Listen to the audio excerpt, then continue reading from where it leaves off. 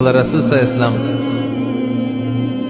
কোন একটা মজলিসে একজন আনসারী সাহাবীর ব্যাপারে ঘোষণা দিল, বলল এখন যে সাহাবী এসে বসবে সে সাহাবী জান্নাতি।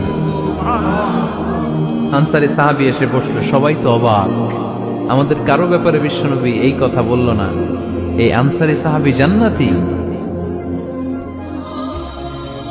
আবার কয়েকদিন পরে আরেকটা মজলিসে বিশ্বনবী আবার ঘোষণা দিলেন, এই মুহূর্তে এমন একজন সাহাবী এসে এইখানে বসবে, এই সাহাবীটা জান্নাতি।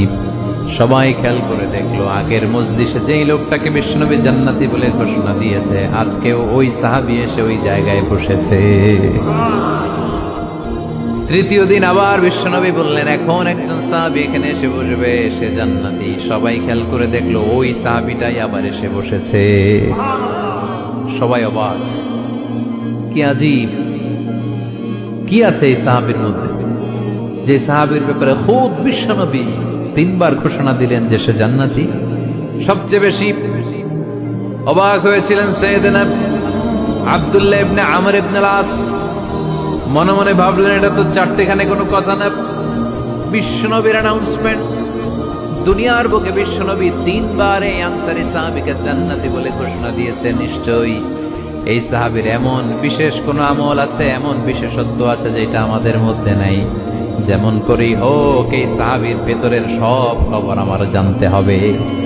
সাইয়েদনা আব্দুল্লাহ ইবনে আমর ইবনে আস একবার পরিকল্পনা করে ওই সাহাবীর বাড়িতে চলে গেলেন, যে বললেন, ভাই আমার আব্বার সাথে কয়েকদিন ধরে ঝগড়া, আমার ঘরে থাকতে মন চাচ্ছে না, তোমার বাসায় মেহমান হয়ে এসেছি, যদি তুমি অনুমতি দাও তোমার বাড়িতে 3 দিন মেহমান হয়ে আমি থাকতে চাই।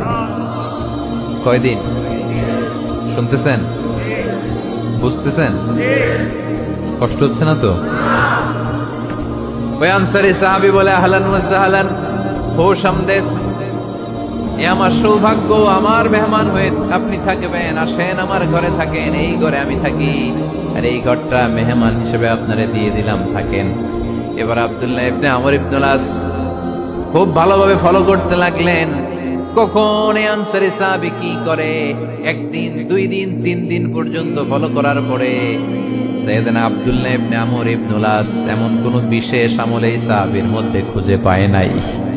3 দিন গভীরভাবে পর্যবেক্ষণ, অবজারভেশনের পরে বিশেষ কোন আমল ওনার চোখে পড়ে নাই। এবার 3 দিন পরে তো চলে যাবার পালা, ঠিক কিনা?